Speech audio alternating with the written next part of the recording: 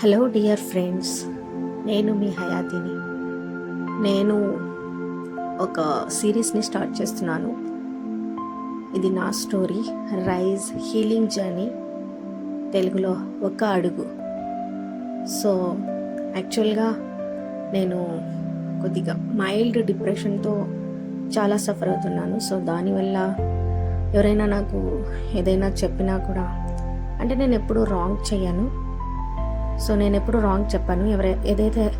ఎక్కడైతే పక్కన రాంగ్ అవుతున్నది, రాంగ్ జరుగుతున్నది అంటే నేను సహించలేను. సో చిన్నప్పటి నుంచి నాకు అది ఒక అలవాటు.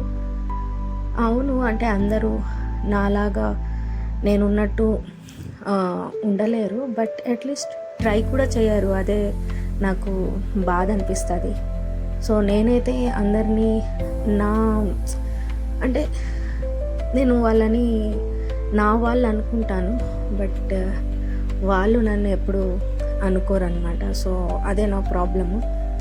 సో మేబీ అందరికీ ఉంటుంది, బట్ నాకైతే ఇది ఎక్కువగా నన్ను మైండ్ పరంగా కూడా, హార్ట్ పరంగా కూడా చాలా డిస్టర్బ్ చేసేసింది. సో నేను ఈ మైల్డ్ డిప్రెషన్ నుంచి బయటికి రావాలని ఈ సిరీస్ని స్టార్ట్ చేస్తున్నాను. సో ఇది ఇన్స్పిరేషన్ అవ్వాలి.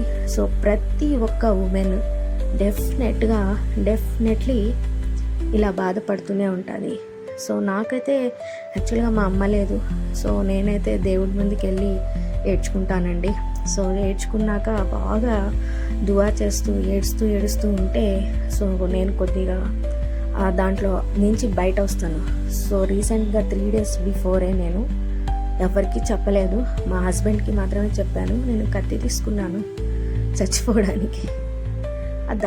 ఆ బాధను ఎవరు అర్థం చేసుకోలేరు.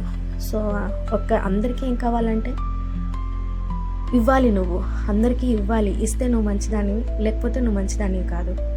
So this is not right. So ఆ అమ్మాయి చిన్నప్పటి నుంచి ఎన్ని బాధలు పడింది, ఏది ఆలోచించరు. జస్ట్ అంటే వాళ్ళకేం కావాలంటే వాళ్ళ సంతోషం కావాలి.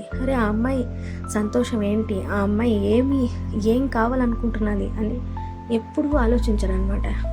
సో ఓకే, సో అందరూ అంటారు వదిలే, బట్ అది ఏమంటారు, ఎవరైతే బాధపడుతున్నారో వాళ్ళకే తెలుస్తుంది ఆ బాధ.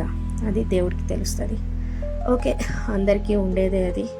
సో నేను ఈ జర్నీ ఎందుకు స్టార్ట్ చేస్తున్నానంటే, నా జర్నీ ఒక ఇన్స్పిరేషన్ కావాలి ప్రతి ఒక్క ఆడపిల్లకి అనేది నేను స్టార్ట్ చేస్తున్నాను. సో నేను సైకియాట్రిస్ట్ని కలిశాను. సో తనేం చెప్పారంటే, నాకు సజెషన్ ఇచ్చారు, 1 month మెడికేషన్ ఇచ్చారు. ప్లస్ వచ్చేసి నెగిటివ్ ఆలోచించకూడదు.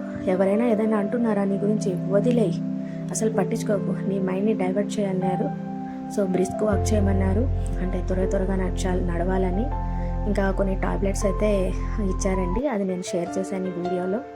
ఇంకా వచ్చేసి థైరాయిడ్ టెస్ట్, షుగర్ టెస్ట్ చేశారు.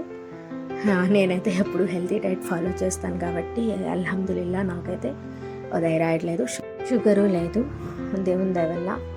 సో మీరు కూడా నా జర్నీని ఫాలో చేయండి. నేను తప్పకుండా మీకు అది యూస్ఫుల్ అవుతుంది. అందరం కలిసి ఒక్క అడుగు వేద్దాం. ఓకే.